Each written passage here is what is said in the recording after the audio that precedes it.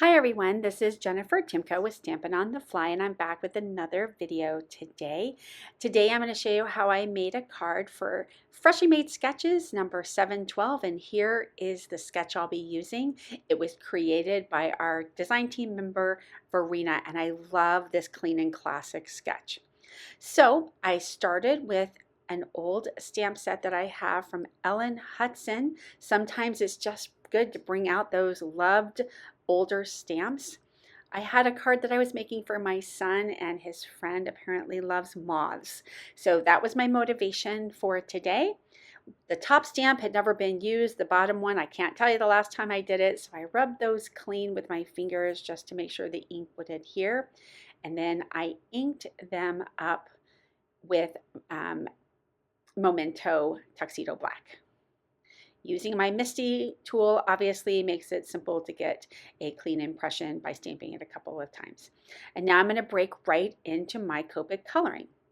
So his friend loves fall colors, so I started with my YR family here, and I have the two YRs that I'm using back and forth, and then also one of the E's E35, which was a nice addition to that.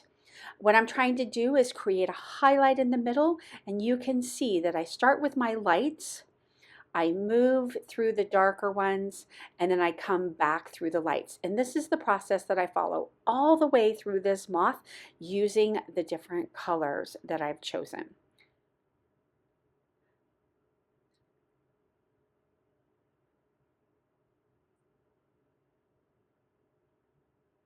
As I move ahead, I'm going to continue this process. I fill in some of those little extra elements, and I'm going to come back and shade those a bit more later, but this just starts helping me formulate my plan on exactly what colors are going to go where.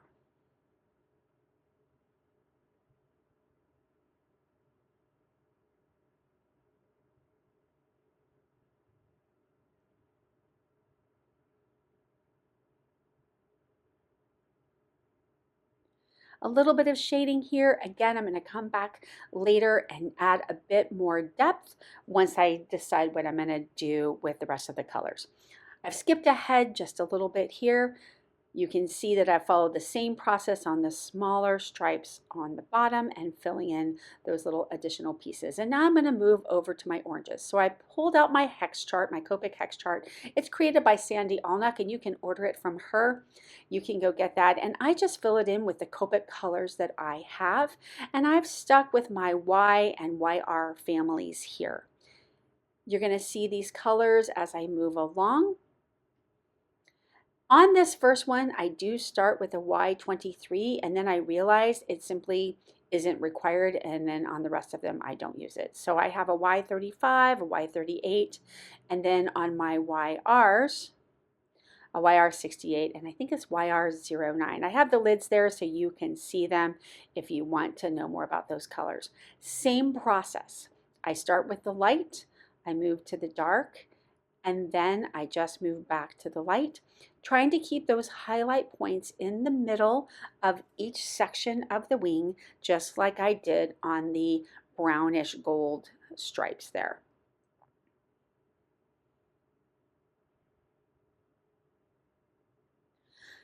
And this is the process I follow all the way through, just doing one section at a time.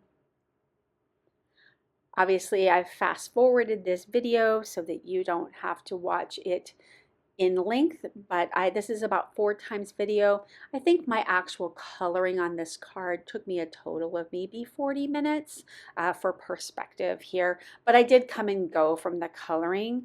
There's a little bit of a disjointed part of this coloring because I would go and do something else, change my laundry, do something else, and then come back and color a different section. It's one of the things I like about small images like this. It's not something that I have to race to finish all at once, and I can really enjoy the coloring process, which I actually just find one of the best brain breaks that I can take is spending a little bit of time just in color.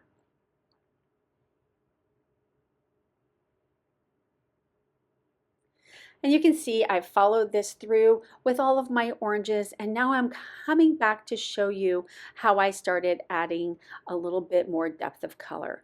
I pulled out some of my darker E-colors to start giving a bit more on those smaller brown spots. I can give a little bit more depth there so I get the same effect that I had on the lighter brown, gold, and orange sections where I have a bit of highlighting.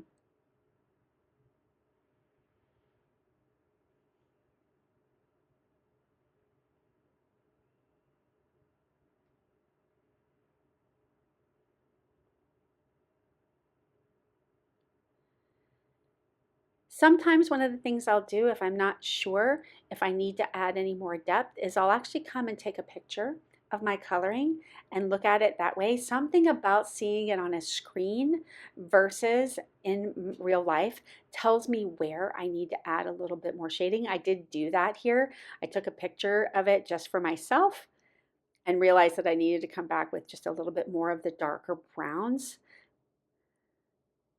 And it's amazing how just a little bit of that can add so much depth to an image.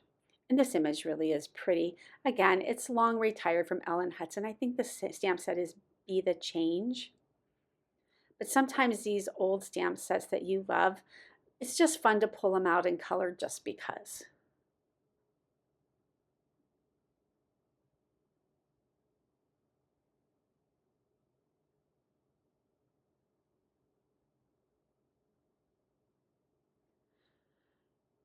I'm going to finish coloring it up here, and this set did have a coordinating die.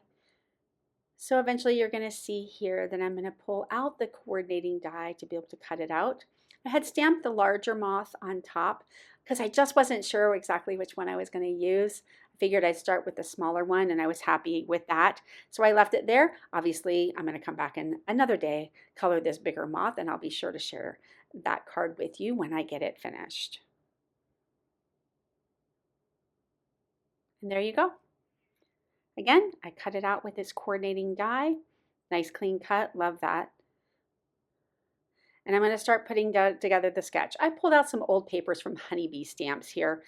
There's a couple of different ones. I'll list them down below. And I just created that wooden bar on the wooden paper look, and then a little bit of that orange variegated look to match my butterfly. And I went to an old favorite stamp set for the sentiment and just picked up that thank you because, again, this card was for my son to give to a friend. Just the basics. I've used some foam tape here. And I do like to add just a little bit of the liquid glue behind. It gives me a little bit of wiggle room if I put that down and it isn't perfectly square. I have a little bit of space to wiggle it around to make sure that I like it. Same thing here. I use some foam tape on the back of my moth. And I'm just adding it on top of that top panel. And then finally the sentiment there. You're going to see I pull it out. I double up one of these thin foam tapes on the background here. It's probably a simpler way to do it than cutting pieces in half, but I hate wasting any of those little strips of foam tape, so this is what I did. Again, a little bit of liquid glue on the back of that just to make sure that I can wiggle it and make sure that it is straight and that it stays nice and secure. And finally, the debate of do I add some pearls and which ones am I going to add? So I pulled out two different packets. There were some slightly different versions of a bronzy brown. I've finally committed to one, and then the where do I put the pearls dilemma. These have little glue sticks on the back of them, but they don't secure really until you push them down. So they're sticking a little bit, but I can pull them up and move them still until I push down on them, and you'll see I'll get them to where I like them. I'll move them about a bit, and then you'll see I'll give them a good push, and then they stay in place, and I don't have to think about it again. And that's it. That is my card for the freshly made sketches this week. Thanks so much for stopping in. Really glad that you came by, and I hope to see you again soon. Have a great day.